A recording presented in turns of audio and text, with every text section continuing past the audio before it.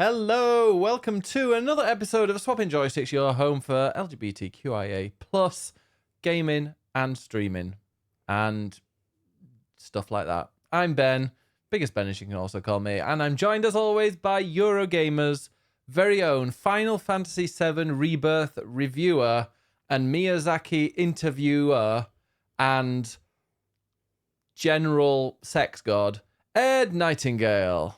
Well, thanks for that intro. I don't know about the sex god bit. I know, I just, I don't know when did you win that? You tell me.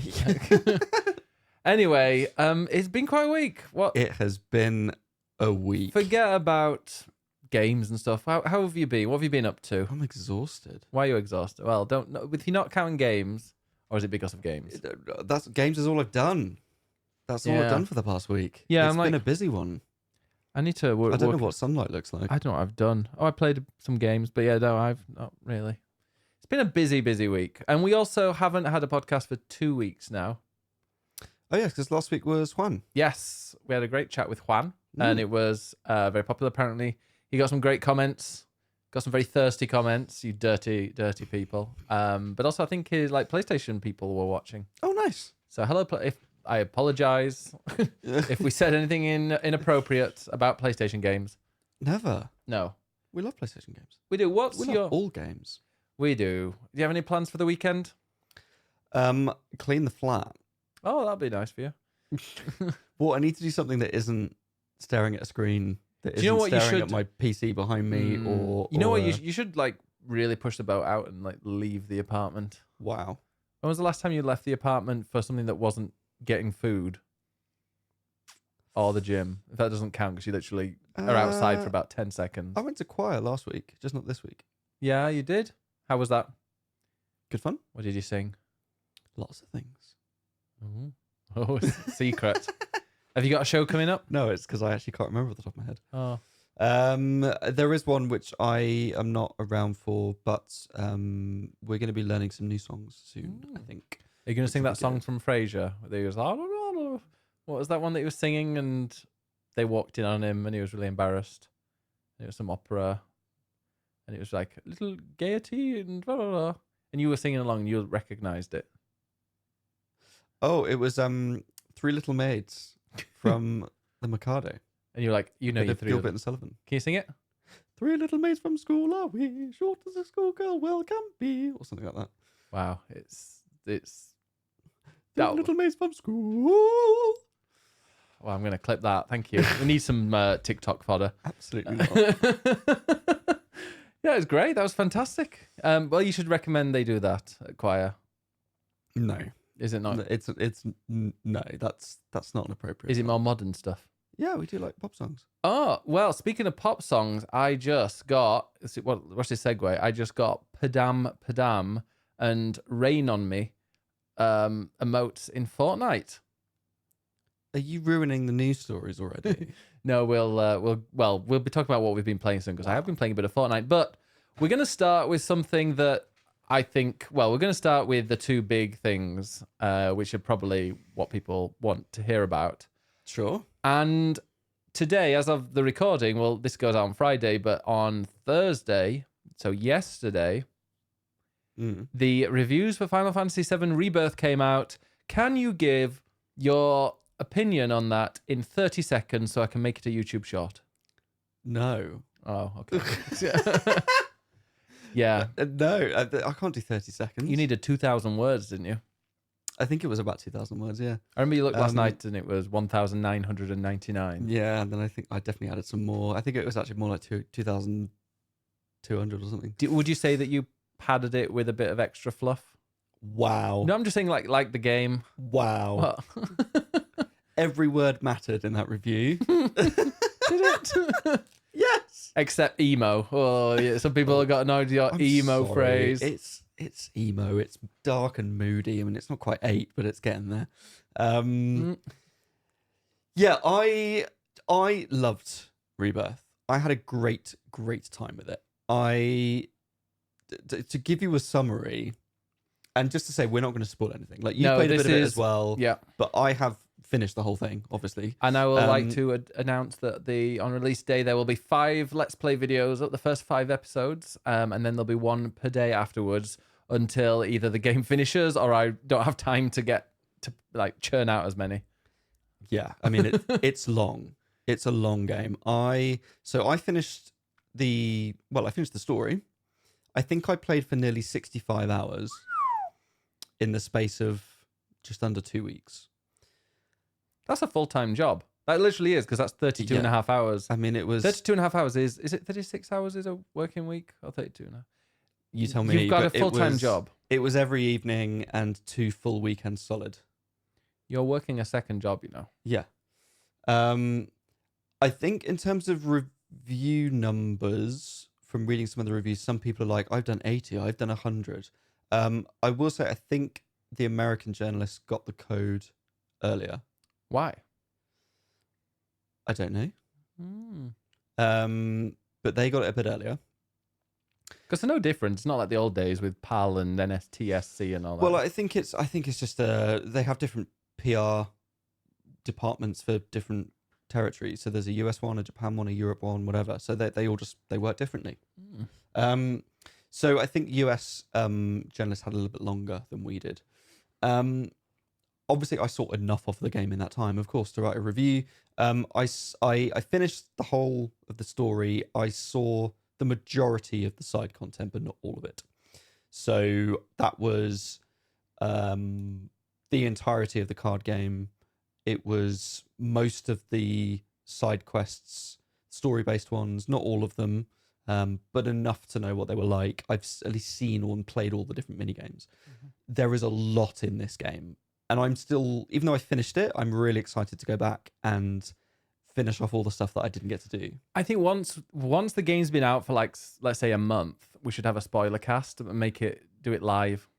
I would love that. Do it live and get people, and we could even invite some people on, and the chat can give us their opinions as well. But it'll be like full of spoilers, 100% spoiler cast. I would love that because one of the stipulations in the review guide was basically not to talk about the ending. And that is very understandable because you don't want it spoiled. Yeah. And it's an old game.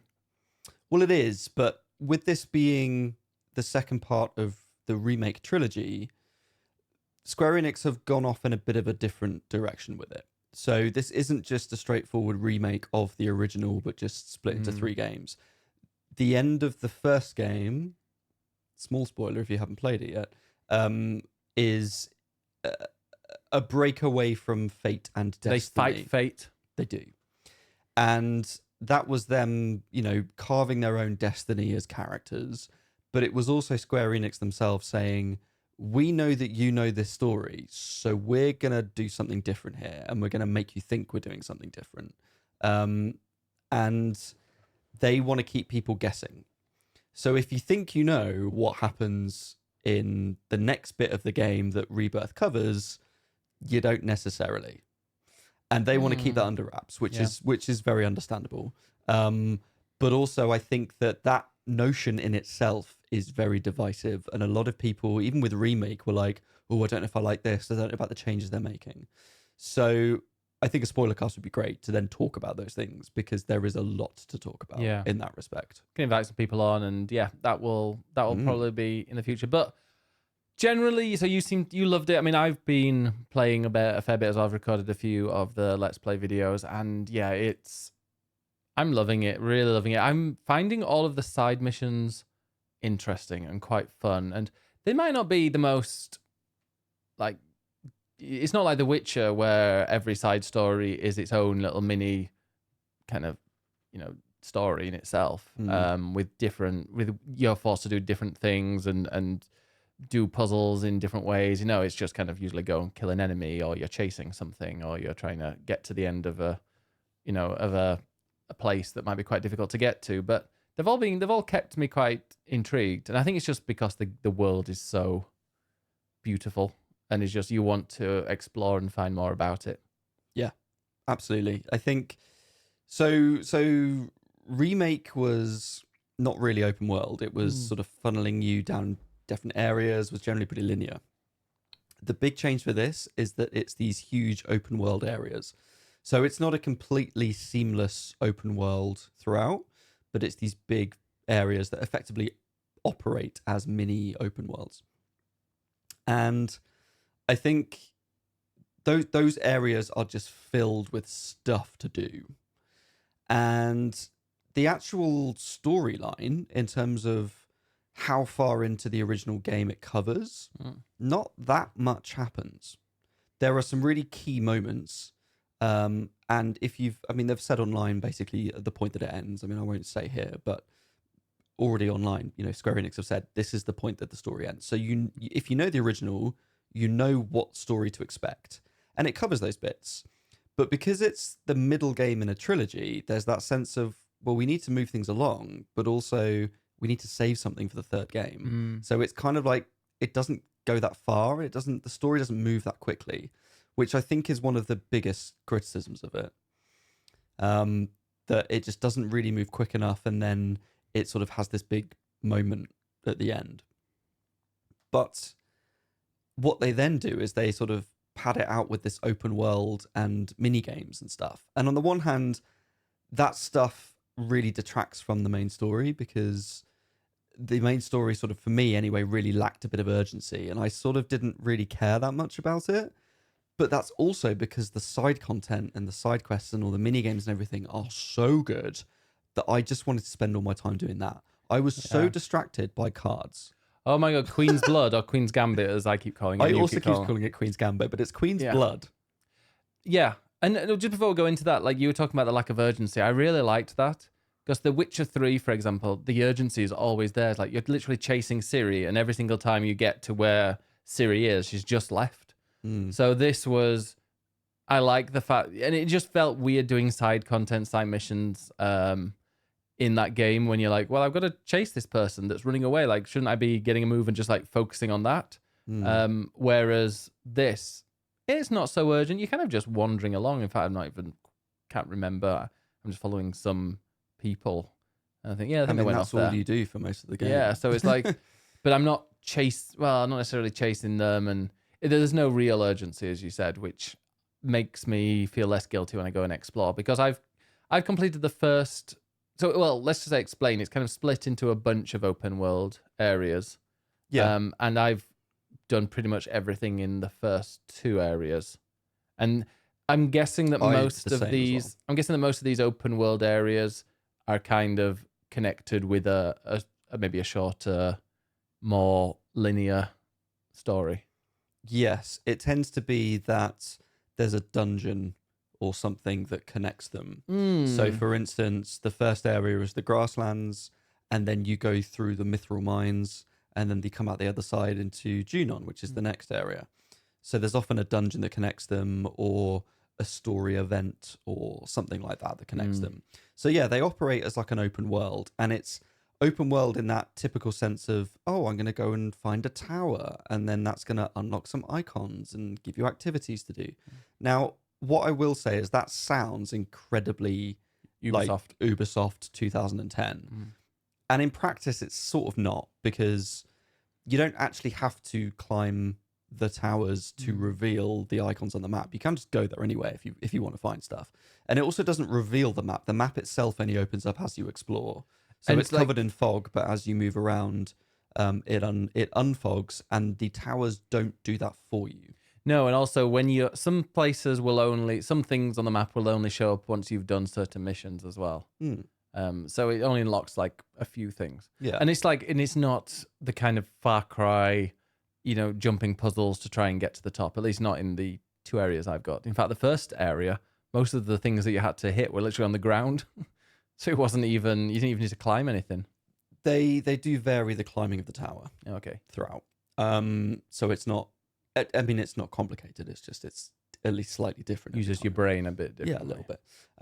So in terms of these activities, there's a lot to do, lots of different types that get repeated in each area. So for instance, there will be combat challenges. There will be getting a chocobo. There will be, I'm trying to remember them all now. There are live stream fountain things which Yeah. give you more details about the world. Treasure hunt, There's treasure hunts. There's Moogle. There's the Moogle, which we won't say anything herding. about. There's things. So the two things that obviously this is going to be a spoiler-free podcast, but the two things that we won't spoil are Moogles and the relic weapon type thing. What's it called again? The proto relic. Yeah, the proto relic. Because that proto Well, relic. we won't say. Let's not say what happens and what you get for it. But there is essentially a side quest line that goes throughout the game, and that is split up into smaller quests in each area that you go to. And every time you meet that quest line in each area, it's different. I mean, the first two areas I've done it, they couldn't be more different. Yeah. It's like it's its own little mini game basically each time. It's like a side quest that has 4 parts to it, but it's just you're like every time like I'm gonna go into the third open world area, I imagine, in a few hours, and I'm like one of the first things I'm thinking about is like, what do they do in this area? Like, how do they make this quest line? And that's the happen in great this thing. one? Like every time you get to a new area, yes, I'm excited to know what happens in the story, but equally I sort of know what's going to happen because I've played the original. So therefore, I'm thinking, "Ooh, what are the quest lines? What are the side quests going to be? What are the mini games going to be? Like, how quickly can I play cards with someone?" So it was honestly that side stuff that really gripped me generally, and some of it is really fluffy. You're just repeating the same like little mini game button prompt thing each time, but you're always getting a reward. You know, these things are always linked together, so you know you're going to get some new materia from it, or it builds something else up that gives you experience or whatever else. So there's always a reason to explore, and you want to explore because you want to see the world and you want to see all these weird and wonderful things that they're going to put the cast through.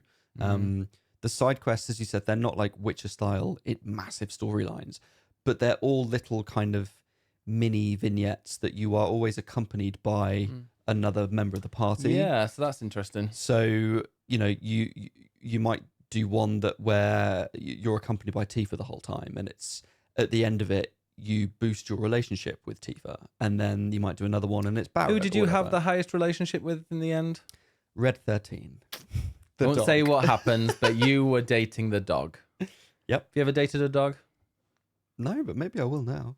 Okay, no, I was. Never mind. You're not a dog, Ben. No, I was talking about any exes. Wow. Oh, that wasn't where my brain was going. Wow. So you have this basically relationship system with your party members, which in the original was sort of in the background depending on dialogue choices you made, whereas now it's much more explicit. There are very obvious choices, but also they have like a literal smiley face as to like how green going into blue are you with each character. Because I've heard it where it says like your relationship with Tifa has changed, and I'm like, for the better or the worse? Well, yeah, and it usually does like that, so you know when it's changed. But if you press, I think it's L1 in the field, it highlights a little smiley face above them, and you'll see the different colors. Okay. So then you'll see like as they get warmer and warmer. I have seen that. Yeah, and usually those ones are timed as well. Like you have to make a decision very quickly, which I'm not good at that. Well, the other thing with that is that, say, Mass Effect, it's a dialogue wheel, but you know that top right is always good, Bottom right is bottom bad. right is always bad. With this, it's a similar wheel, but I don't think those decisions are in the same places, or at least it wasn't that obvious to me. So I genuinely had to read them all to work out, okay, which ones do I want, and then time's going. You know, Yeah. So yeah, be quick with those for sure. But I must say, I do love the fact that there's like a dungeon between each open world area, and it's not just this massive open world. I've mentioned this a bunch of times before, but they're like, for me, the one thing about 16, which I'm not going to be always referring to 16. I'm only referring it to 16 because that was the last Final Fantasy game that came out. But that one, with it being just kind of, no, it wasn't an open world. I feel like those areas were a bit too small. And it was quite easy to just go from one to the other really quickly. Whereas this one, I think it is a little bit more tricky if you do want to go to another area because you have to find a certain thing to transport you there. Yeah. So you do feel like you are making progress on your adventure. Yes. These big open areas, once you move to the next one, there are methods of going back, but there's no immediate fast travel No. until, I mean, this Oh. is a very obvious spoiler, but at the very end, obviously, they say, right, now you can explore everything if you want to. Okay. Well, now I know. Thanks. I mean, that's obvious. Every open world game does that. You're talking about what's happening in the game in the end. That's a spoiler. It's not the very end. Well, I'm... yeah, I mean, no, sure. But it's... That's whereas, like, in 16, you go and you beat, I think it's Barnabas, and it's like, oh, there's another thing you need to go and do over right next to where you started. And I'm like, okay, quickly fast travel.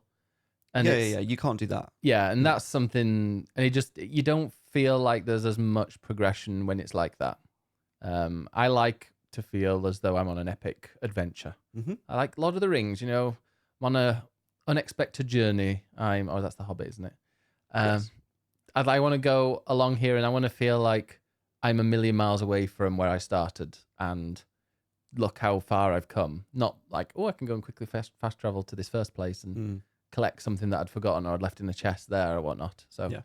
And yeah, it does feel so far that it has that journey, and knowing what's to come, I'm like, yeah, I feel like I'm really, and especially going and doing everything in each area before moving on is making me really familiar with a place or with the mini open world, so that then when you move to the next one, then eventually in the future, yeah, when they say you can go back, I'll be like, oh, I remember this place. Mm-hmm. I remember getting my ass kicked by this random thing that dies in one hit now. Yep. Very much that. Very much that. So yeah, cards. So Queen's Blood is this card game which basically the original didn't have a card game. And the next game was Final Fantasy VIII, and that had Triple Triad, which was a huge success. It's in 14 and as well. is now in 14. And then 9 had Tetramaster, which was its own version, which I think went into 11 as well. So a lot of people have been like, you know, wanting a return of a card game. So now we have Queen's Blood, which is sort of Triple Triad meets Gwent, I would say. Yes. Kind of. Yeah, it is. Or Marvel Snap.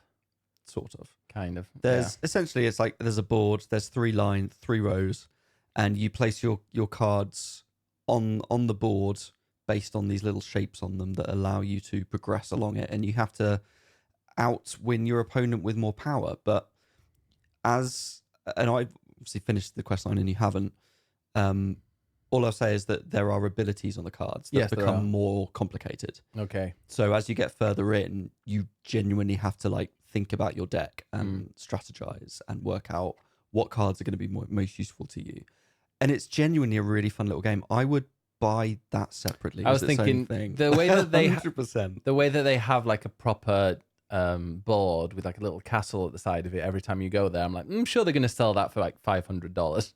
Yeah, like the full thing. Yes. But I really enjoyed playing it so far. I haven't got too far. There's bits where I'm like, okay, this one's quite difficult. I'm going to pause the recording and I will try and focus and try and beat it on my own. But one of the great things about it is so far, anyway, I don't know if it's the same later on, but you can just redo a battle if you lose. Mm-hmm. Or if you know you're going to lose, you're like, right, okay, I'm going to quickly restart. Yeah, you can work out the numbers and say, look, I can't win at this point. I'll just restart it. Yeah, and you want to be able to just beat them, but it's just one match, and literally you can beat them in 2 minutes if you're putting it down quite quickly. So these matches don't take long at all. And I've only had one battle where I needed to win 2 matches because I was against 2 twins, or a brother and a sister. And the second time I lost, but they didn't reset the whole battle. It was just that second one. Oh, that's good. Yeah, I got my ass kicked. Oh. But the great thing is, it's really interesting as well, because you don't need to win 2 out of the 3. You just need the highest score. So if you've got the highest score on one of the rows, then you take all that. Whoever wins the row gets all the points. So you could technically, the other person could win with 5 points on 2 rows, and then if you've got a 12 on the final row or whatever, you'd win because you'd get 12-10. So I didn't realize that at the beginning. Oh. And do you not read? Wow. No, I did read, or I just assumed, but I thought, right, the point is to win 2 of 3, but it's not. It's just to have the most points. And you can do that on a singular row as long as you've got enough. Mm-hmm. And actually there are other challenges that you will do that basically made that clear to me. So I think in terms of like the flaws of it, as we've said, I think there is some padding. There are some pacing issues with the story itself. I think there are some changes from the original that some people maybe won't like as much if they've played the original. It has a tendency, therefore, to sort of over-explain a little bit and add detail that was maybe not necessary. But I think for me, that's all the positives of the game sort of outweigh those narrative issues, which are things like the fun and joy of the mini games, but also it's just how playful the game is, how funny it is. It's so funny. Yeah, like there are moments where I've been laughing, but I think I've heard you cackling on your own, which is the sign of madness, isn't it? When you laugh it really yourself. is. Yeah. I've been absolutely cackling while playing this, and that's not to say that it's suddenly a comedy game, because the original game is pretty serious. I mean, yes, I called it emo, but like it's pretty apocalyptic and quite depressing and dour in its mood a lot of the time. Like in emo. Yeah, exactly. But then there are some bright spots of like weirdness. It's like for all of the sort of... when you talk about weirdness, you have to talk about the music, especially a certain person. The J-pop. Oh yes, that person. Well, it's a returning character from Remake. Okay, well, Kairi in the first one, but I won't say anything really about the music, but it's like, oh my god, this is camp. Well, I think they said I want to see people's reaction when that happens. I want to watch streams they see that for the first time, because if you think that's camp, you just wait, Ben. You just wait. I think they said in the state of play that there were over 300 music tracks in this game or something like that. And genuinely, the soundtrack is quite possibly the best ever in a Final Fantasy game. Wow. Which is like high praise. Yeah. But genuinely, it's incredible. It's got all the sort of big orchestral moments you expect. It's got the classic like battle theme that they use quite sparingly, which I like. And certain themes. Oh, Barrett does it all the time. Oh yeah, he sings it. There are other little moments. Or am I just doing that from Remake? Watching you play Remake? Maybe it was. Or both. Yeah, I can't remember. I mean, he does that again. All right. Little moments of themes that come out. Aerith's theme, Tifa's theme. I really like when you go to the Lifespring things around the world. When the music does the which is from the very beginning of the entire game, like sing from quite the original. well. Thanks. Like from the original, like opening with Aerith, and as it pans out of the city, it's those little chimes. It repeats that as the sort of live stream theme or theme of the Earth or whatever it is. Yeah, wasn't that the beginning bit before the? Yeah, exactly. See, so it's like both beautiful singers. Lovely. So there's so many little like lovely musical moments, but then it suddenly goes into like jazz. Like the card game, the music has this like great jazz thing. It's so cool. And then you get like heavy metal rock in moments, and then it goes to like funky electro J-pop, and you're like, this is fucking cool. There's such variety, such diversity in the world. The world feels like a lot more alive, which sounds really cliche to say, but it's also quite gay as well. It's gay. I mean, not in just that way, but there were two women. There's a dialogue bit where I was just overhearing a woman who's like, "Oh my god, I'm so done with men," and this other woman she was talking to was like, "Would you want to date me then instead?" And the other woman's just like, "What?" So they've modernized it as well. They massively modernized it. There's moments like that. There is way more diversity in terms of sort of the crowds and other characters. There are women soldiers. Did I not have that before? Well, in the original, it's all just the same soldier model that just gets repeated.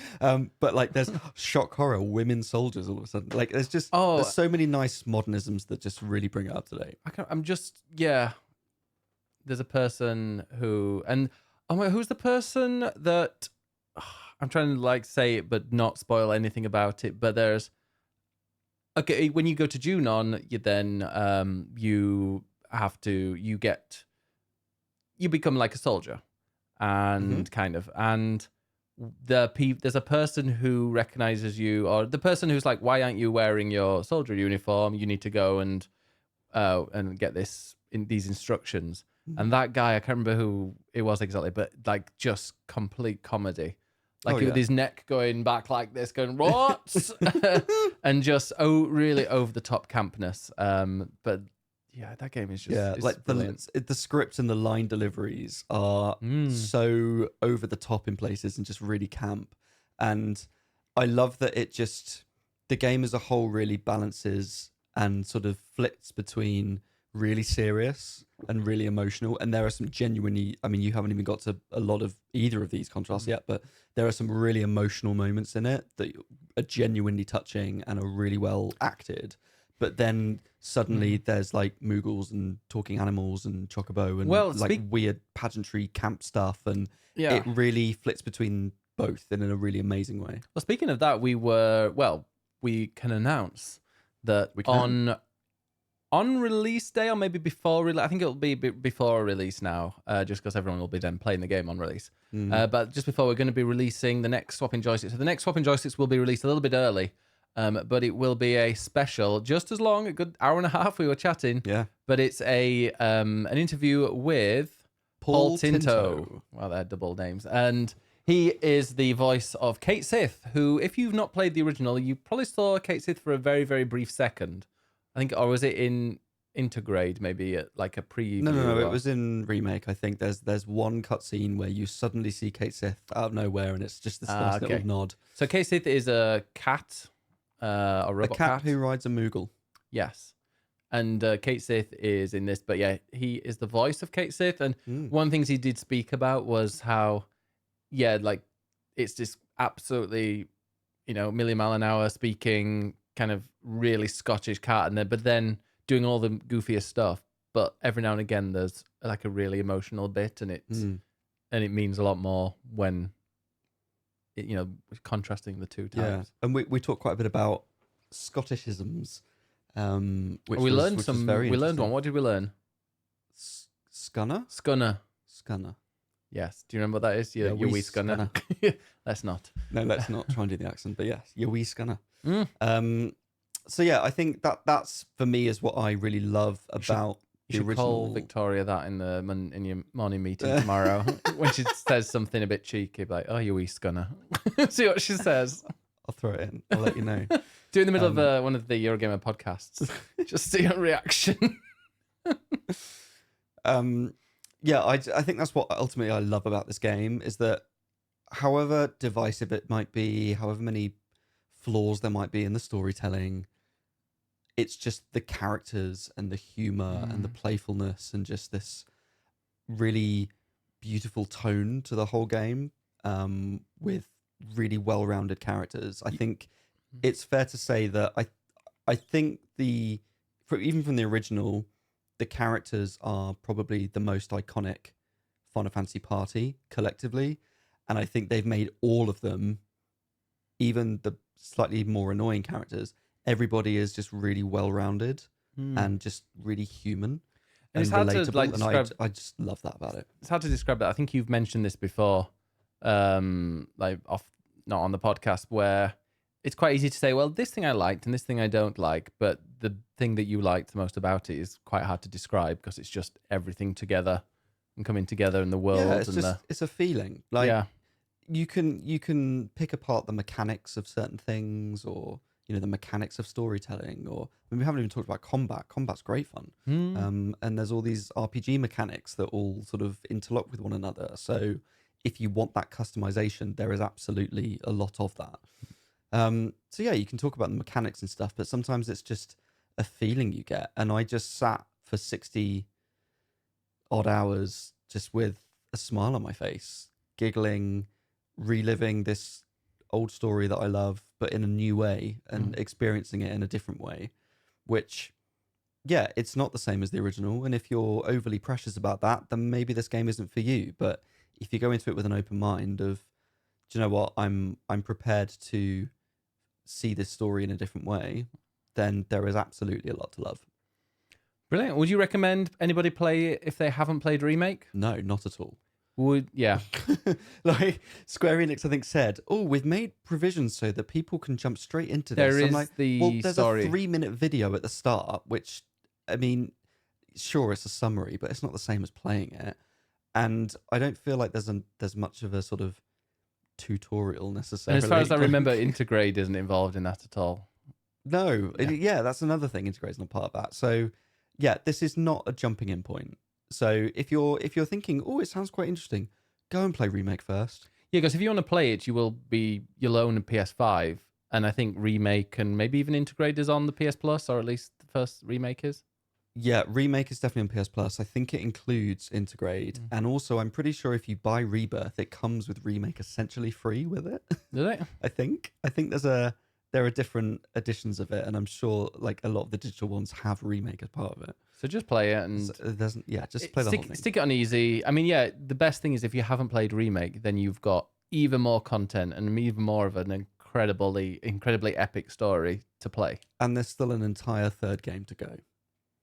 Yeah, and if you start Remake now, by the time you finish Rebirth, Remake the third one, whatever it'll be called, will probably be just around the corner. Yeah, hopefully. Yeah, fingers crossed. Mm. Anyway, so that was all Final Fantasy VII Rebirth out on the 29th of February. So yeah, go and play it then. If you're not going to play it or you want to see what the story's like, watch my playthrough. There you go. Yeah, there's the big Or plug. if you want more detail on criticism, then you can read my review. Yeah, I'll post it in the description. Nice. So, I mean, it's been quite a week for you, Ed. You have not only reviewed, literally today, you put out the review for Final Fantasy VII Rebirth, but yesterday you had an article with a person who makes games. A person who is quite famous and makes very popular games. Was it Miyamoto? No, but that would have been a very good interview. Yes. Was it Jim Ryan? No. I don't think he makes games. No, he doesn't, and he's left now. So Yeah. good one. Go on then. It was Hideo Kojima. No, but Oh. that also would have been a great. If you ever I get mean- Hideo Kojima, I'm going to be sitting behind you and be like, who's that weirdo? I'm like, it just... I mean, look, there are basically 3 Japanese developers that are sort of top tier. I would love to interview those in my career. And I've now done one of them, which is pretty mind blowing now when I say that because it still hasn't really sunk in. But Miyamoto is one, Mm-hmm. Kojima is one, Mm-hmm. and the third one is Hideta Miyazaki, who makes Elden Ring and the Souls games and Bloodborne and all of that. And I got to speak to him on Tuesday. And out of those 3, he's the one that like has made your favorite games of the 3, right? Well, no, Miyamoto made Zelda, so... Oh, okay. So he's second best. Yeah. Just don't tell him that. If you're going to push me on that, then yeah. Yeah, so essentially this week we had finally the announcement of a release date for Shadow of the Erdtree, which is the expansion DLC coming to Elden Ring, which was last February that they announced that they were making it. So it's been a year since that announcement, and everyone's been desperate. Is it because George R. R. Martin had such a long hand in it? No, he did not provide any new information. Did not. I thought on the Eurogamer they were talking about George R. R. Martin's... Well, you didn't read it properly then, did you? No, I was just defending you in the comments from all the twats. Thanks. No, that was one of my questions was, did he provide fresh material? And they said, no, this is still based on what he provided. So he obviously provided a lot Scribbled of stuff. on a back of an The envelope. scribbled lore. But they are still working from that. So he didn't provide anything new. So yeah, I interviewed him basically ahead of the announcement of the DLC, which was organized like a week ago. Mm-hmm. So I knew something was coming. I didn't know what. I didn't know the release date. And yeah, I knew that I had an hour to interview him, and it was a UK exclusive. Mm. So I was the And of all only the person ones- in the UK to actually interview him. And of all the English-speaking ones that did, 'cause I think IGN got it as well. Yours I was the think one it might that- have been one per country, because I think IGN was the only one in America. Yeah. I imagine think. he's a busy man. I mean, I think we all got like an hour, which is, well, you think that's a long time, but the thing with interviewing Japanese developers is obviously you need an interpreter there or translator. So realistically, things take twice as long. So actually, it's more like half an hour. But yours was the one that had most like people, like all other, like, pretty much every other gaming news site was making articles based on your interview. That's very kind of you to say, Ben. Well, you told me to say that. No, I didn't. No, I definitely didn't. Yeah, so I wrote 3 articles from the one interview, which was like 9 a.m. in the morning. So I was up at 7, shitting a brick. I know, I could smell it. Yeah. It's every morning, though. Wow. I was nervous. Like, this was a big deal, so I was nervous. And just before the interview, I was sent a link to the trailer so I could watch it, and so I got to see that 3-minute trailer, a couple of days early or a day early. And from there was like, holy shit, this looks amazing, but like, what do I ask about it? I'd obviously prepared questions already. So yeah, it was an opportunity to ask more about the DLC, which I did. So I got more information. So everyone else kind of just saw the trailer and then was trying to interpret it. And I got some new information from him directly, which was things about the size of it, the fact that this is the biggest expansion that From Software have ever made. Yeah, it's not really. I mean, it's DLC, but it's an expansion, really. Yeah, it's an entire new story. Like, it's a game in itself, basically. Is it? Do you think it's more akin to like the going back to The Witcher as always for some reason today? The Blood and Wine expansion or the Cyberpunk or one? like Phantom Liberty from Cyberpunk. Yeah, it's that kind of level. Like, is what I get. Good. He basically said the size of the map is kind of around the same size as Limgrave, which is essentially the first of the sort of big areas that you're in Elden Ring. He talked about the level design. So in the base game of Elden Ring, you've got your big open world, these huge field areas. Then you've got the legacy dungeons, so like Stormvale Castle and things like that. And then there are this sort of underground caverns and catacombs and these different levels. And what they've now tried to do is sort of integrate those things together a little bit more to sort of blur the boundaries. So it's not so obvious of, right, now I'm going into a dungeon, but it's like the dungeon area sort of spills a bit more into the open world, is sort of how I've understood it from him. And there's a swamp. There is a swamp. I'm pretty sure it's in the trailer. But also, because I've now gone back and watched that trailer a lot of times, and there is a bit in it that looks distinctly like a swamp. So I think it might be that. And you said that question that you asked about the poison swamp, you weren't going to ask? Well, it was kind of a jokey extra of like, oh, I'll ask about poison. It's that thing. You have an interview, and there's a bunch of PRs on the call as well. And how many people were in it? Because a lot. And you're there's usually the thing from a PR where they're obviously timing it, and they want to make sure they're keeping you to time, so you're not just going off. So usually 5 minutes before the end, they're like, right, one more question, and that's usually the moment where you kind of don't want to throw in a really lengthy question because you're like, well, they can't answer it. They can't answer it in time, so that's pointless. So that's usually the moment to like throw in a quick extra. So like with Katase a few weeks ago, I was like, so is Tifa coming to Tekken? And you just sort of throw in a little jokey one. So I was You're like, welcome. What? Wasn't the Tifa one my suggestion? No, I definitely came up with that. Thank you. So I was basically just like, yeah, so you love poison swamps. Will there be a poison swamp in this? And he was like, well, actually, yeah. I gave a really really nice response. I was like, oh, okay. Yeah, didn't he say like he didn't realise that was his thing? Yeah, he's realised like, actually, I really like making poison swamps. I'm like, I mean, you do them in every game. And people love to hate them, I think. Yeah, exactly. Because it feels like, it feels right that there is one. Yeah. But also, fuck you, the pain in the ass. So yeah, and he talked about like there's over 10 bosses, there's 8 different like weapon categories. Yeah, what the hell's that all about? So there's obviously like weapon types in terms of like, great sword or different sword types or whatever else.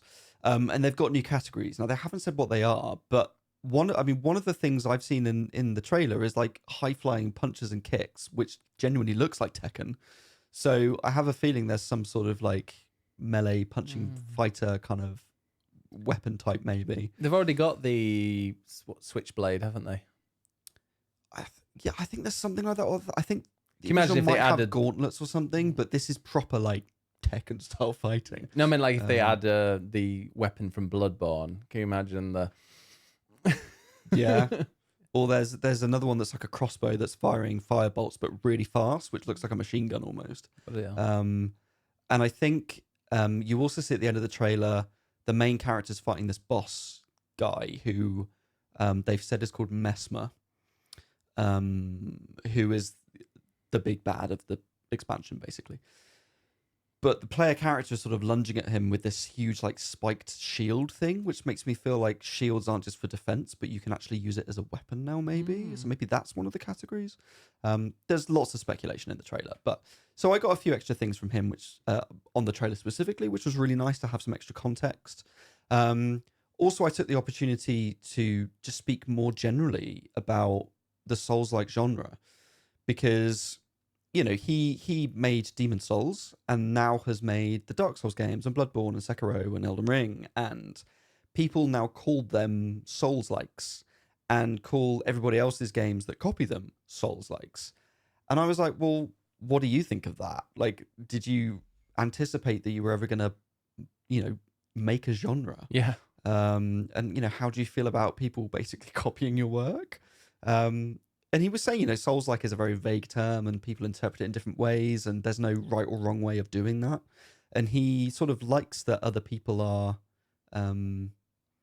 sort of also making these types of games. I think he said like peer collaboration, like peer-to-peer collaboration. It was quite an interesting phrase. So yeah, we had a really nice talk about that and about like difficulty and why that's important to him. Is there going to be an easy mode in the new Elden Ring? No. And sadly, there won't be any new accessibility options either.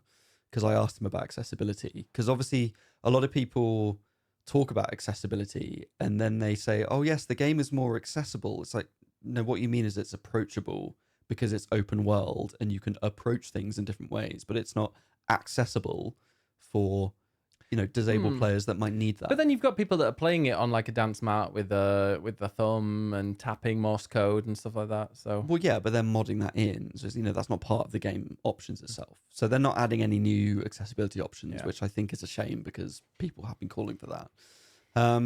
So I took the opportunity to do that. So I had that as a longer interview piece. So that's also on Eurogamer. And then I just had to ask about Bloodborne. I mean, if you've got an opportunity to speak to Miyazaki, you can't not say, what you're doing about Bloodborne. And I knew that he was never going to say, yes, we are making a remaster or a remake. Like, he's not going to tell me that, a lowly journalist. They're going to want that, announcement themselves. Which is why he said, I'm really sorry we can't announce anything today. I was like, wasn't expecting it, but thanks for acknowledging that. So why did you ask Miyazaki about a remake rather than or a remaster rather than a 60 FPS patch? I mean, I used the word remake, but my intention was essentially just that as a catch-all term for remaster, re-release, remake. Like, what are you doing with this game, basically? And I asked, why do you think people love it so much? And, are you surprised at that? And, he was saying how they also love the game and they're really happy that all these people are so passionate about it, which I'm hopeful means that they recognize that and that they will do something. He's not going to announce it to me, but hopefully he'll do something. And then actually it was my boss that suggested the extra follow-up question around sort of hardware. Because we've already had a remake of Demon Souls, which went from PS3 to PS5, which had a really big jump in graphics. Yeah. I still think Demon Souls on PS5 is one of the best looking games on that system. I know some people talk about the art style being changed and, sort of preferring the original, which is completely valid. But I think just from a technical point of view, like Demon Souls looks incredible on PS5. So there's a big generational leap there in terms of making that remake. But with Bloodborne on PS4, if you now put that on PS5, yes, people want the 60 FPS, but is that enough of a generational leap to make it worthwhile? And he did talk about, yes, that's one thing in terms of being able to do things you couldn't do on previous consoles, but also it's an accessibility thing in terms of providing access to the game. And if it's on a new console, you're just, allowing a new audience to also see that game, which is another reason for doing it. So I don't know. This is me speculating massively and based on what he said, but I think they might be considering something. I think they have to be considering how many people are interested in it, how many people are desperate for it to happen. I think they just need, I guess, the right time to do that. Do you think there would be, some people have been talking about like, are they going to end up remastering or bringing it out as like a PS5 Pro or a PS6 launch title? if they remake it a bit like how Demon's Souls was a launch title for the PS5. Great. Do you get that impression? I have zero impression in terms of what they're thinking. I just think that they are thinking about something. I could not tell you what, but I would like to think that they're thinking of something. Yeah.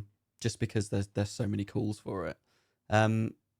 Either way, I'll buy it and play it again. It's a brilliant game. Could imagine if they announced Bloodborne 2 and it was like, yeah, we're also dropping a free 60 FPS patch. I mean, that's the dream. Yeah. That is the dream. Brilliant. But yeah, so it was a very quick turnaround. You know, I spoke to him at 9 a.m. and this was while you were writing the Rebirth review. Well, I literally Monday night finished Rebirth. Tuesday morning, woke up early with Rebirth in my head and Elden Ring in my head. 9 a.m. interview. Spent the rest of Tuesday writing 3 articles, a big long interview. Got those wrapped up. And then Tuesday night, wrote the review for Rebirth. Or at least started it. Wednesday, wrote some more. Then rewrote it up until midnight Wednesday. And then this morning, woke up early because I was panicking about it. Read over it again, thought, well, maybe it's all right. Maybe I'm happy with it. Yeah, I said to you, I was like, just go to bed and look at it with fresh eyes in the morning. And then you didn't? Oh, good. So you did read it again in the morning. Yeah, I think I made a couple of tweaks, but I was like, do you know what? I think it's all right. It's a very good review. And then, and then it turned out that it was all right. So I was quite happy with it. Brilliant. Wow. Well, I hope you're getting some time off. Week. Yeah. I say it's been a week and it's like gone 10 o'clock at night here and we're recording this. So I apologize I for... genuinely desperate to just go back to Rebirth and keep playing it. Well, let's move on quickly. Games we've been playing. I guess it's been Rebirth. That was it. Yeah. I'll be very, very quick. I've finished Endwalker in Final Fantasy XIV. Congratulations. Thank you very much. I haven't done the patches yet, though I've started them, but I can't progress because I haven't got high enough gear to do the first dungeon. Sometimes. Oh yeah, it is sad times, but it's it'll do. It'll be fine. It's good. I don't think it's anywhere near as good as Shadowbringers. I know people say Endwalker's as good, if not better, than Shadowbringers. That's a controversial opinion. It's not. You're talking about pacing issues with 7 Rebirth, and this is beyond that. There are moments where it's you have to go to the moon, as you know. Mm-hmm. You've seen it on the trailer. But there are moments in there where I've mentioned this before, where you're kind of just walking around for 3 or 4 hours, talking to various NPCs or tailing somebody. For some reason, they added those. Luckily, the last one was about halfway through the expansion. I think they were like, well, actually, people probably don't like these. Let's not do them anymore. Tailing missions. And they were without any battles or anything like that for 3 or so hours. And it might be after a big fight, but if you want a big fight, I don't necessarily need 3 hours of just text, especially when most of it isn't, nearly all of it isn't voiced. So I'm there reading it, falling asleep. It just has, it really suffers from maybe pacing differences. And the end of it is fantastic. I think the ending of the expansion, the last 4 or 5 hours of it is really, really good. But like I said, you go from, one of the best things about Final Fantasy XIV, one of the highlights of the dungeons and the trials, which are the big boss fights, that kind of stuff is brilliant. It's done really well. The story, it's gonna be controversial, but I don't really care about the story that much. Shadowbringers I thought was great because it felt like its own kind of separate story.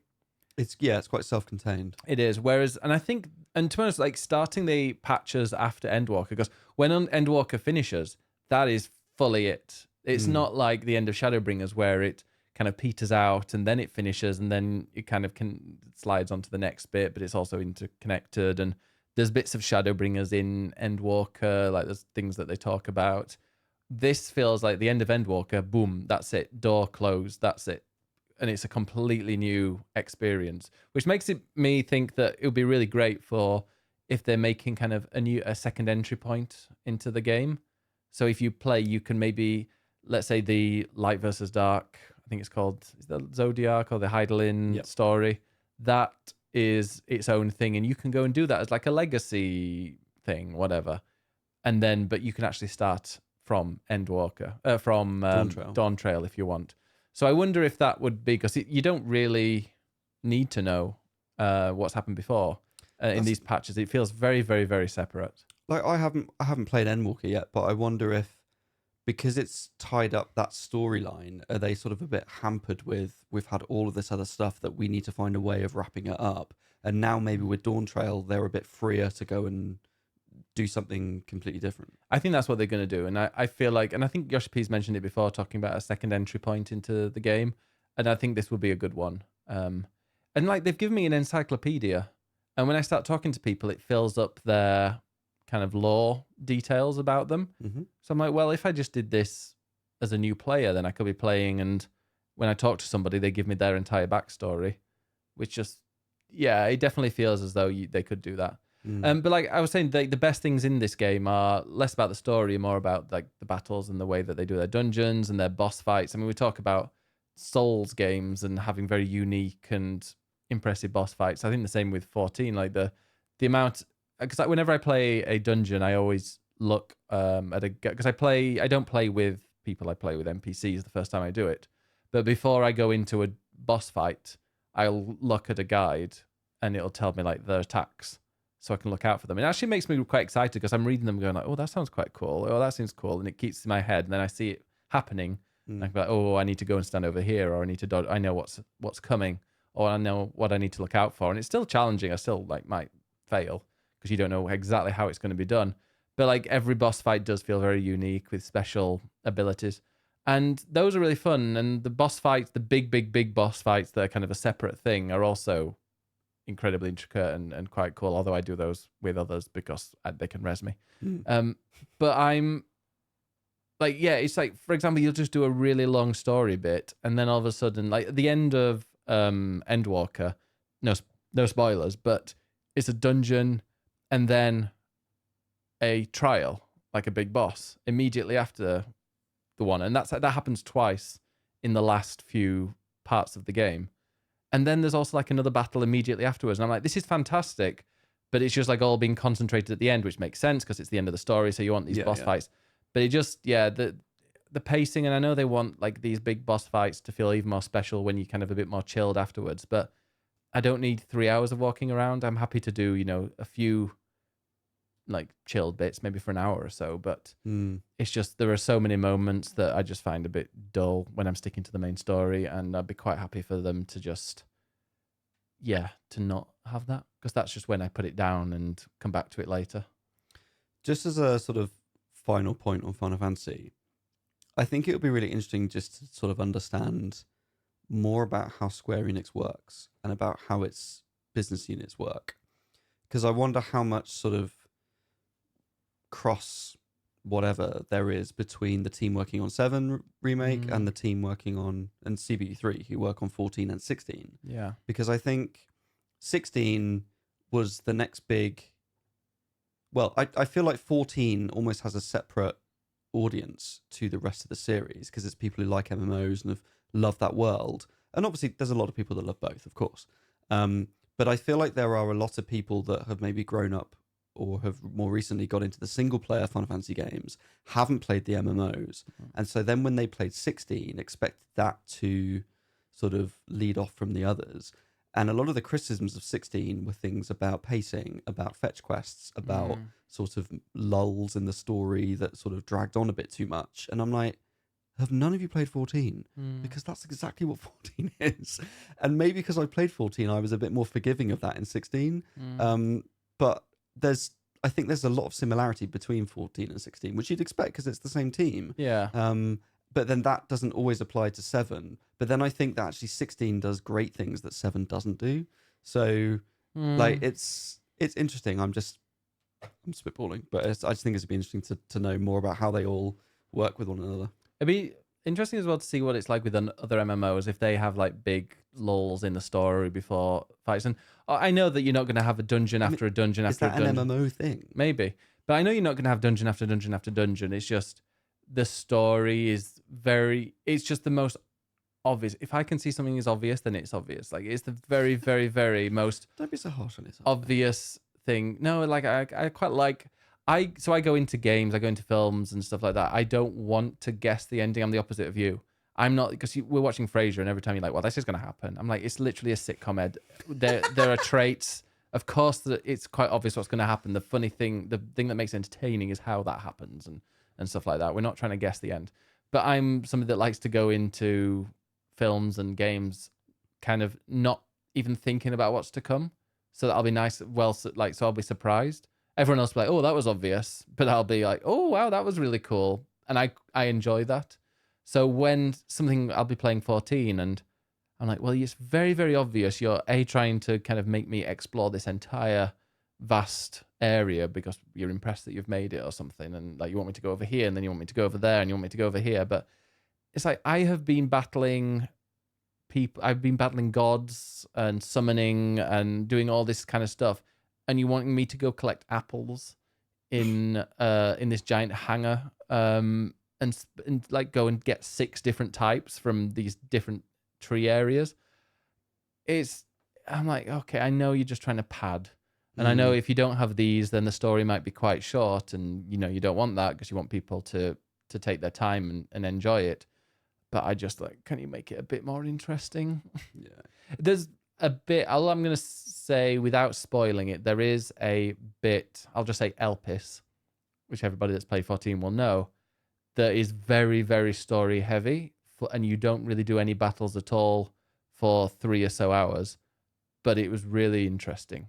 And there's lots of lore, and it's really fascinating, the situation that you're in similar to Shadowbringers. But and I understood that, but there are just some bits where it's really obvious that it's just, yeah. If they make it more interesting, I don't mind doing less like battles, I suppose. Just make it a bit more interesting. Well, I've got that to come. Although, yeah, like I said, I've just started the patches afterwards, and it's brand new, and I love that because it's like, I'm going to spoil. I'm not going to spoil. It's just the story. Like, I'm on a treasure hunt. And it's like, wow, it's just a completely new story. Hey, we've heard about some treasure. Should we go and discover it? That's just a fun kind of, you don't need to, it's not ridiculously deep. And I mean, I won't get into Endwalker. You'll find it absolutely ridiculous. It's kind of end game JRPG. Oh, good stuff. I look forward to that. I'm the name. But getting some quite just, oh, let's go on a treasure hunt. I quite like that because it's still quite interesting, and there's some very good comedy in it, which I think 14 does as well. Yeah. Right, well, we've whistled on about Final Fantasy enough. Oh, yeah, because next week I'm going to be talking to you a lot about Lego Fortnite. Look forward to that. Wow, I mean, that's something different. Yeah, I've got back into Fortnite, and I didn't realize Lego Fortnite was so good. Anyway, I'll talk about that next week. There we go. Right, well, let's find out what everyone else has been playing, which I don't know if you're all trolling us because we moaned the other week of you're writing too much. But now, you're all writing too much. But we're very, very grateful that you're writing to us. Yes, please do. Please don't stop. Yeah. But yeah, there's no need for essays. As much as it's always nice to read. Jackie B, I've gotten back into Pokemon Go recently and have been spending a lot of time doing that lately. It's been a crummy winter for doing most of the things that I enjoy doing during the winter, so I figured getting back into Pokemon would be a good way to stay active. I'm having fun with it and enjoy the new routes feature that they added, where you go on little adventures following mapped out paths from one Pokestop to another and collect things along the way. Yeah, that was added quite recently, I think. And I think you can make your own routes for then other people to follow. Ooh, I like that. Quite nice. As long as it's not a route to like your front door or a dogging site or something. Or if you're past your window, so you can just photograph people on their phones walking past. Yeah, that'd be weird. Be careful out there. Don't follow people's routes. No. Where would you lead people? What route would you design? To a dark bush. You'd go around all the gay saunas of Soho. You get the people to just hang around them. No, I absolutely would not do that. I'd be like, here's a lovely view. Would you like to take a picture? Of the sauna. Of the bush. Oh. Yeah, Clapham Common. Get them to go around Clapham Common. Very different kind of bush. Yeah, just go to Clapham Common. You got to do do it really intricate detail thing. And I think if you're in Clapham Common for more than half an hour, you're up to something. Maybe, yeah. Anyway, Yamano has been playing more of The Sims 4. Got the newest expansion for rent for an early birthday present. It lets you make rentable residential areas, be it like townhouses, condos, rooms, or apartments. It's interesting and a little weird to get the hang of it at first. I have a bunch of apartment buildings I've made in my gallery profile, and now I can actually put them to use. So you get to be a landlord? You have to play a sim household as your... You have to have a played sim household as your landlord. Oh. Which you do so by having them purchase a residential lot, and then you can put either random townies into these apartments, or even make another household and play as that household's living there. You charge rent, set rules like you have to be quiet after 10 p.m. until 6. And there's also things like no pets allowed. Why would you do that? It's illegal here in the UK now. You set up what rooms belong to each unit. I mean, this is very in-depth. There are some limitations. However, you can't exceed 8 units per lot, etc., etc. And you have to go into a loading screen when traveling between units. But that's the help. Well, that sounds interesting. Helps battle any stress on your GPU. Oh, okay. I'm going to technical bits now. Yeah. Malathos says, I am playing 2 games right now, both of which are ones that I want to play, and I've had no time.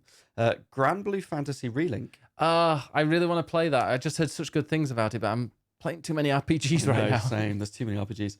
And Persona 3, which is a fun game, but I think its strength for me is in the multiplayer aspects. Which I didn't realise it had.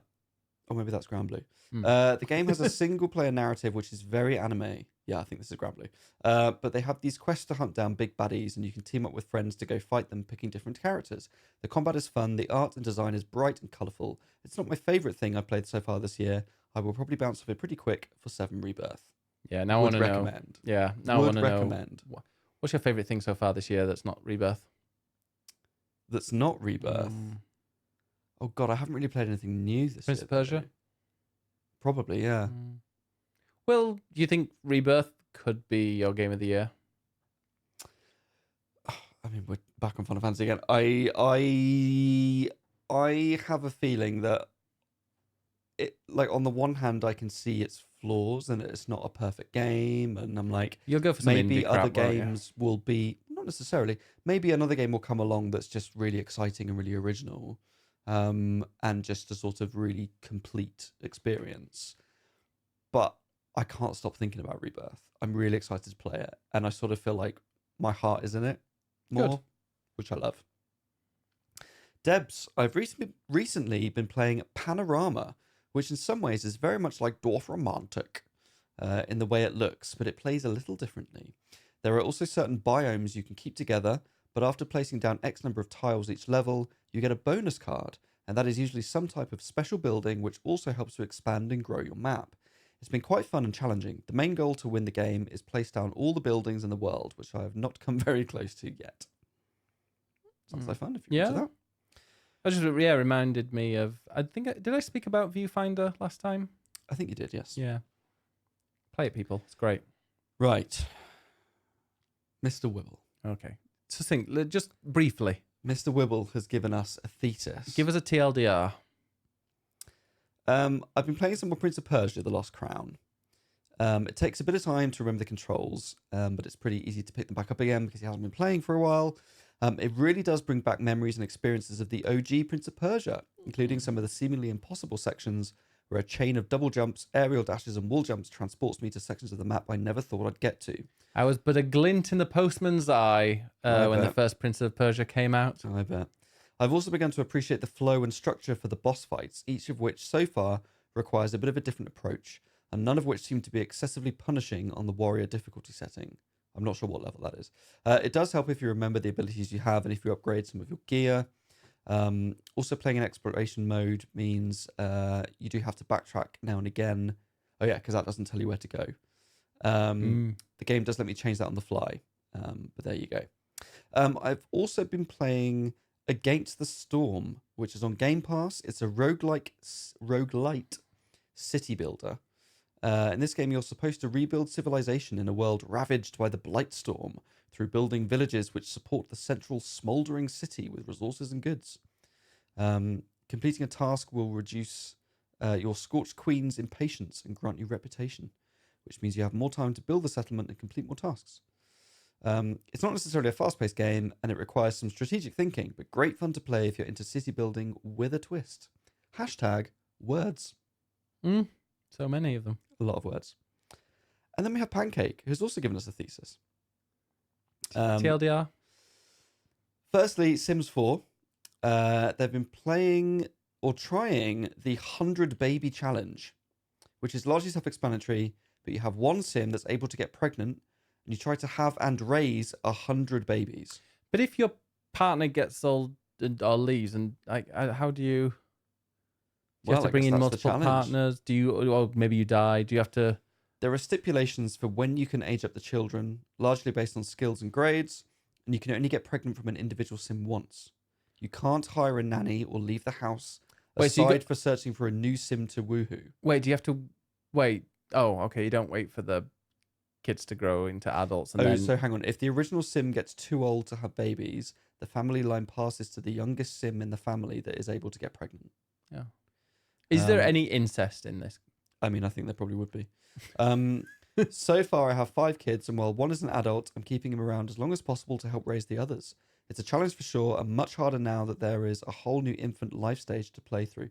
This, to me, is like Sims Nuzlogs, or like the equivalent of, which I didn't realize was a thing. And now I'm like, oh yeah, is this a big thing in The Sims? Yeah, they do. Lots of people do these 100 baby challenges? challenge. There are loads of challenges in The Sims.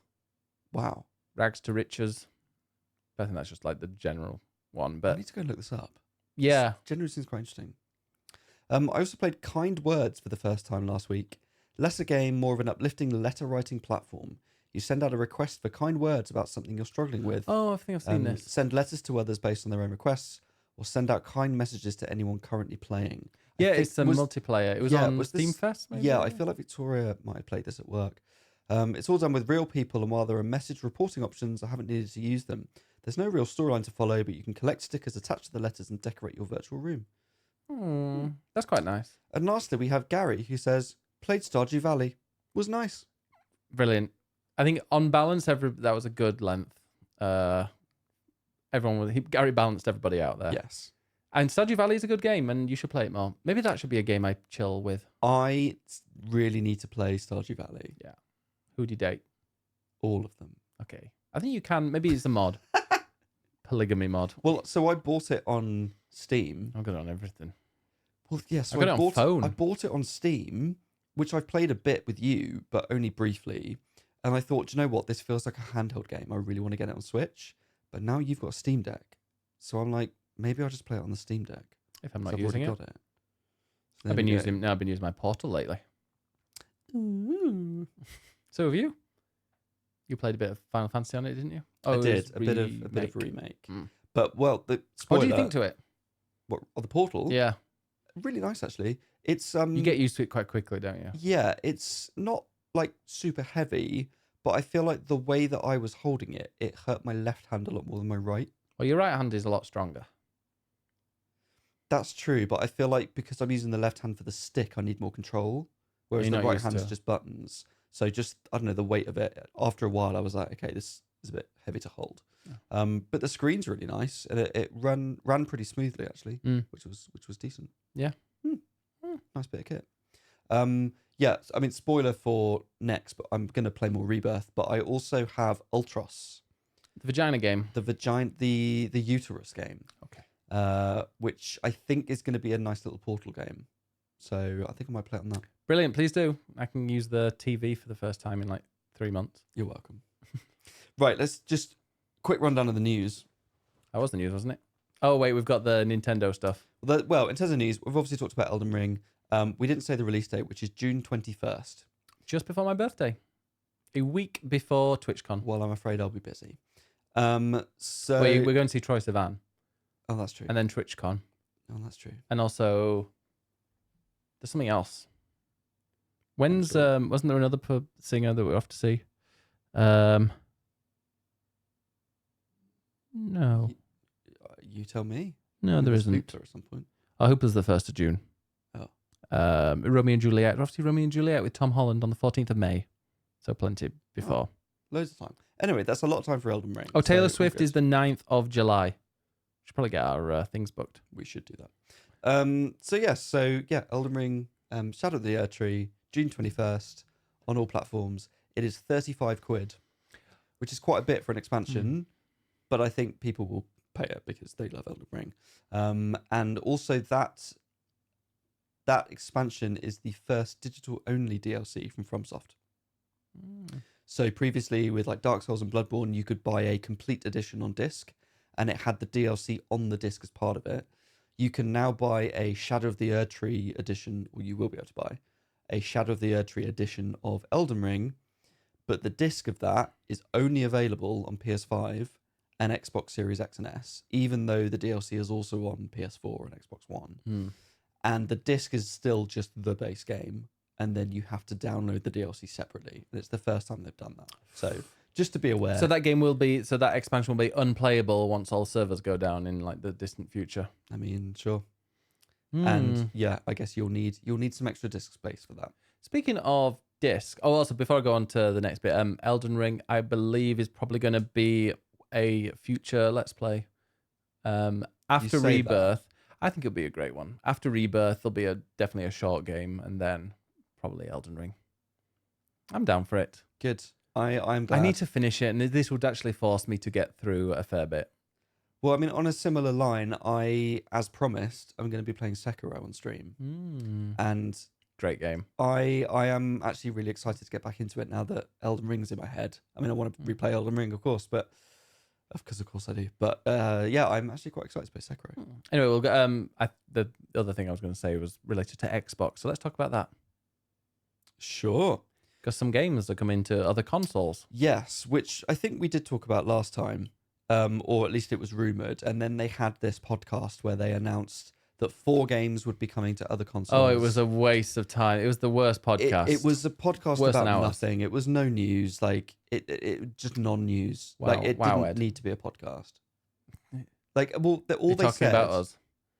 No, I'm talking about them. No news. It could have been an email. It could have been an email. It could have been a press release. It's essentially 4 games that they are now releasing on other consoles. They didn't want to say what they were, but it was really fucking obvious. It's weird though, because the 2 of them were announced obviously in the Nintendo Direct, but the other 2 were just randomly dropped as press releases. So it's like, why? Yeah, and I think like the reason Phil Spencer said that in the podcast of We Won't Say Now is because they wanted those developers to announce it, and then they sort of haven't. So that was all about. Yeah, one kind of got leaked. 2 of them they all got leaked. Yeah, no, but one of them got leaked and then like announced, didn't it? Yeah. Oh. So anyway, the 4 games are Grounded, Sea of Thieves, Pentiment, and Hi-Fi Rush. And on Nintendo, it will be. Oh, well, they announced. Well, that's what Xbox basically announced and said. And that was last week. And then yesterday, 2 days ago, when you're listening to this, we had the Nintendo Direct, which was a partner showcase. So not Nintendo games, but all third-party games. It was. It's been a long week. It's been a week. All sort of third-party games. Honestly, there wasn't a huge amount in it that is super exciting. We are definitely at the end of the Switch life cycle. So there are some nice games on there. There's a new Super Monkey Ball game coming, which some people are interested in. I understand there are people that like those that like that game, like that Direct, and I think there are some interesting things on there that some special fans will like. But overall, it just felt so like nothing appealed to me. Yeah, and it kind of is annoying when nothing appeals to you because you're like, it'd be quite easy for my interest to be slightly different and me to love everything on there. Because I don't think there were anything. It wasn't terrible. It was just none of it, unfortunately, appealed to me. It's third. Like I said, it was for third party, so it's not Nintendo's tentpole things. But even then, there's usually like Square Enix are releasing a big RPG or something like that. That's what I thought. Every time I saw a name that was like big, it was either a sequel or a remaster. Like I saw Atlas, I was like, oh, Atlas, and it was the Shin Megami Tensei. Yeah, which is a re-release. Vengeance. And Atlas are also publishing the new Vanillaware game, Unicorn Overlord. Yeah. Oh, the demo dropped. And there's a demo for that as well. I should have played that. Actually, that was one. I actually do really want to play that. But there was another publisher as well that popped up, and I was like, oh, yep, it's just a remake. So that's probably Monster Hunter Stories. Yeah. Which was the Nintendo DS game, and now they're remastering it for the Switch. Yeah. So yeah, just things like that. So it wasn't the most exciting, but as part of that, they announced at the very beginning that Grounded is coming to Switch. Barely. And that will be on the 16th of April. you see what it looked with like? online cross-platform multiplayer. Do you see what it looked like? I mean, it's obviously a downgrade from Xbox, Yeah. but they've got it working. At the very end, as Pentiment will be well, great on it though. At the very end, they had a montage of multiple games, which included Pentiment, and I'm surprised that they didn't make a bigger deal of that with it being Xbox. But there we go. They were like, "This is Nintendo. Fuck you." Yeah, Yeah, here's this extra game. But I think Pentiment is exactly the type of game that will work well on Switch. Hi-Fi Rush has then since been announced for PS5, which is not surprising, but also surprising it's not coming to Switch because there were rumors it would be. Is it only PS5? And well, they haven't announced a Switch version of it, but what leaked were some T-shirts in the game with Switch logos on. So people are like, or at least something around the Switch. So people are like, oh, it must be coming to Switch. Now, does that mean that it's not? It doesn't work very well on the original Switch? Have they changed their mind? Is it actually coming to Switch 2, but they're just holding it back? We don't know. But there we go. If you haven't played Hi-Fi Rush, go play it on PS5 But because also, it's great. didn't it also leak that Sea of Thieves is coming to PS5 as well? Probably, yeah. You know that was news. Did you not read that news? I've had other things this week. Well, that was announced, but I can't remember if it was Sea of Thieves or Hi-Fi Rush. I think it might have been Sea of Thieves that's having a limited run physical edition, which didn't even exist on Xbox. Hi-Fi Rushes and Pentiment. Like both limited. Yeah, it's limited run games are doing both of those. Yeah. I thought it was. Let me see. Yeah, Pentiment. Sorry, it was Pentiment, not Pentiment and Hi-Fi Rush. So not Sea of Thieves. Which maybe Sea of Thieves already has a physical. Maybe on Xbox. Yeah, I don't know. I haven't. Maybe. But that's quite interesting that they're getting physicals. So yes. Getting physical. Now you've been playing very briefly a little game this week, which now has Lady Gaga in it. Fortnite. Yes, Fortnite. What is Fortnite? Well, now she's learned how to spell it. Yeah, and I've got it. I've already got it. I've got the pack. So what's in the pack? It is a character skin, so you can look like Lady Gaga. There is a jam track. Don't ask me.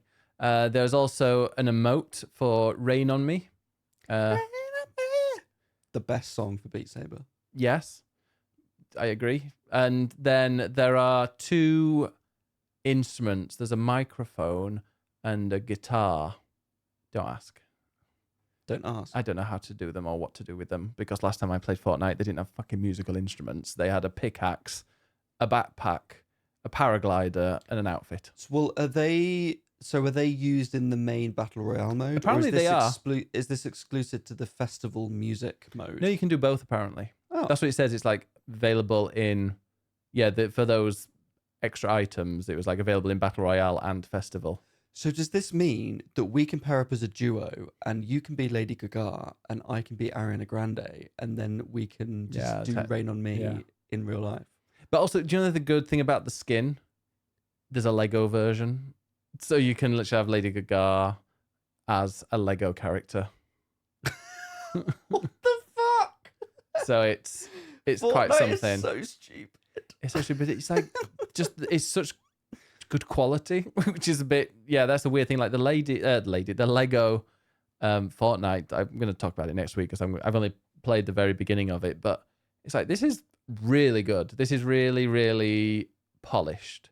And I've heard that like it runs out of stuff quite quickly, but so far, like it's just really well polished. Nice. And and what I also really like about it, I know I'm going to go off on it for a little moment. You create a server, and it's not like Minecraft where you have to pay extra. I think they also have like realms and stuff that you can get going.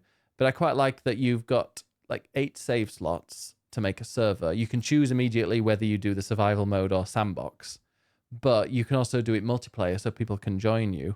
However, you can give 8 keys to people. So you play on your server, but if you've given a key to somebody, they can just go on whenever and they can do their own thing. So you don't even need to be online, which I really like. And I bet that's great for like if there's some, children or something or whatever, they want to play and the parents can do a bit and then the kid can just go on whenever they want. And it's like the same world, but you don't have to have one person logged in and hosting, which I thought that was really cool. Nice. Nice. 2 other quick bits of news on top of that. Actually, 3 quick bits. Firstly, Dead by Daylight. The next chapter, I know a lot of community members. We are enjoy it. LGBT, I suppose. We are. So, yes, there is a new chapter coming on the 12th of March called All Things Wicked, which has a new killer called... Wicked, as in... No one mourns the wicked. That. No? I was thinking of the Green Lady. Yeah, that. Oh, is that... Wow. Is that... Was that not obvious from my singing? No, I don't know the songs. I thought you'd sing Popular. Well, no one mourns the wicked is literally the opening number where they go, Wicked. I think I was finishing my wine. Yeah, probably. Downing it. So, yes, All Things Wicked. Didn't help. 12th of March. The Unknown is the new killer, which Do we is not know this yet? weird... So this is an original chapter.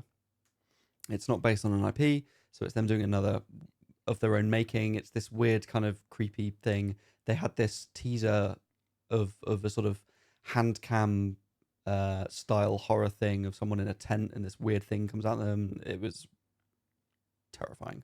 A new survivor is called Sable Ward. And there's also going to be a new map called Greenville Square.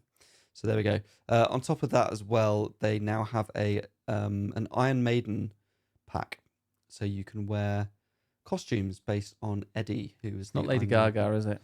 I mean, no, they need to get Lady Gaga in. I think it'd be Dividend. just as possible. The gays would love it. It would, yeah. I've seen straight people play DVD and it's quite toxic. I didn't realise. It can be. Mm. Another It's quick not just one, drag queens that play that game. surprising enough. Yeah. Unlike what Twitch would suggest. And I'm happy for them to keep suggesting that. Yes. A quick one on Sony. So they had a blog post about some VR games coming. This is the big news. Oh, there This you is go. the big news. Let's talk about And this. Sony is testing PSVR 2 compatibility with PC. Which is just genius. It's genius. If you can get a PSVR 2 working fine with a PC, let's say it's got compatibility with Steam, and you're able to play all your Steam VR games with your PSVR 2, that game, I can imagine, like, I don't know anything about the numbers, but they could, like, double their user base. Like, genuinely, people are, because then they're going to be like, oh, what headset shall I get? Do I get Apple? No, because I'm not a millionaire and a pillock.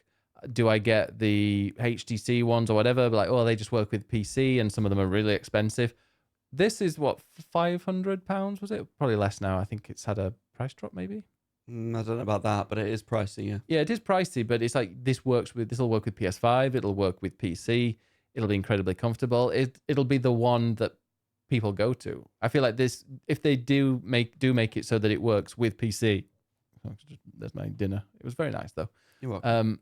Like if they do make it so that it works with PC, that's going to be like the go-to VR headset, I feel. I mean, Because it's so comfortable and it's great. It's a great bit of kit. It is very comfortable. It works really well. Really good technology in it.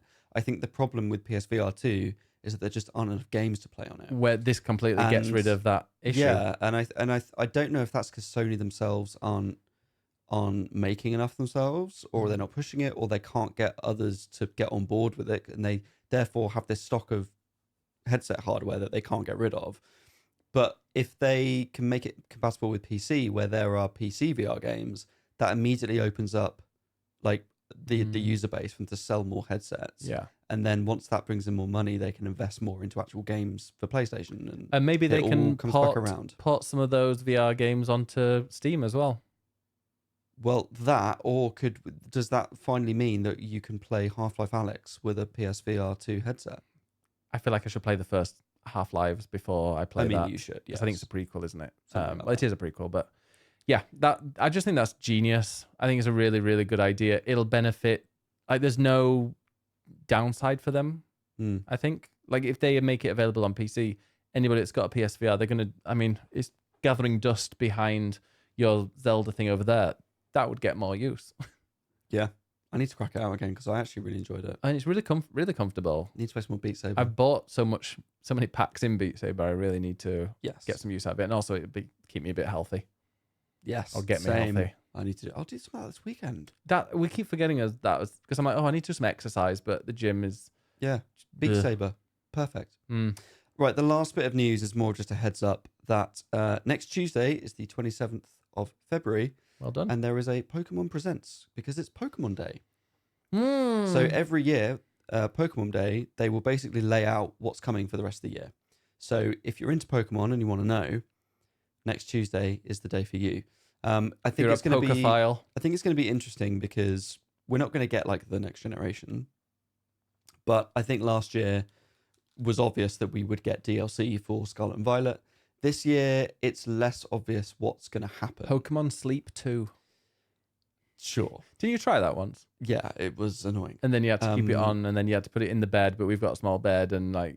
Well, no, you have to put it like under your pillow, and I was like, it's going to get really hot, and just, yeah, it's annoying. What people are expecting, the big thing from this one is remakes, because they've been going through remakes, or like a Let's Go game based on the old ones. But we don't really know what that's going to be. Switch 2 has reportedly been pushed back to next year, so it's not coming out this year, in which case, are we getting new Pokemon games, but they're only for Switch? Or is it that they were trying to make something for Switch 2 and now it's been pushed back and we won't get that now? So I think it's going to be interesting to see what they present next Tuesday. So keep an eye out for that. And then we will talk about it, well, probably in a couple of weeks. Bring back Pokemon Shuffle. Never played it. It's great. Just no more Pokemon Snap. Ugh. Most boring game ever. Have you played it? I reviewed it, yeah. You reviewed Pokemon Snap? Yeah. I didn't know that. For Pink News. What did you give it? I think I reviewed it. What did you give it? No, I think I did review it. They also, they sent me like, that's when I got all the trading cards. Vaguely remember. Were we friends then? Yes, because I did the Pokemon ASMR trading card opening. Oh, it was that time. Back in those days. Yeah. So I got the game. And they were roommates. And I got a little printer. And so you can basically take your snaps from the game, put them on your phone, and then send them to this little printer that prints them off. On Cumpig, I remember Cumpig. Cumpig. Yeah. Or Grumpig? Grumpig is the proper name, but we called him Cumpig. Cumpig. But yeah, did you like it? I mean, it wasn't my favorite game. I can see why it would appeal to certain people as just a nice, relaxing experience where you just get to see Pokemon in their environments. And if you're a big Pokemon fan, then you're going to love it. If you're not into Pokemon, then absolutely it's boring. Into Pokemon. I'm not like a massive Pokemon nerd that like plays and like goes shiny hunting end game for hours and hours and hours. I played, like I said, Red, I think, and like played the first few generations, loved them. But I just found it so dull. And I remember streaming it and I was like, okay, I'm going to do a whole release day stream. We're going to go and play it, from, I think I started at like 10 a.m. and I was like, okay, I'm going to play till, the end of the stream. I think I lasted like 2.5 hours. And everybody in the chat, I think as well, was going like, it's really boring. Because it's just me going like, oh, take a picture. That's the thing with Pokemon. Like I really like the main games because I like that whole grind. It's the cycle of collecting new Pokemon, training them, battling with them. It's an RPG. It's a really good RPG. I was about to say that. It's an RPG. And that's what I like about it. And it's such a huge thing that they spin it off in all these different ways. And I think the other games for me don't work. Like the Pokemon designs are really cute, but I want to battle with them. I don't want to take pictures of them. So anyway, that's Pokemon. It's a whole thing. Yeah, I remember as a kid, though, I really wanted to play Pokemon Stadium because I never did. I never had to play a Nintendo 64. But the only reason I wanted to play that was like, I want to see them in 3D.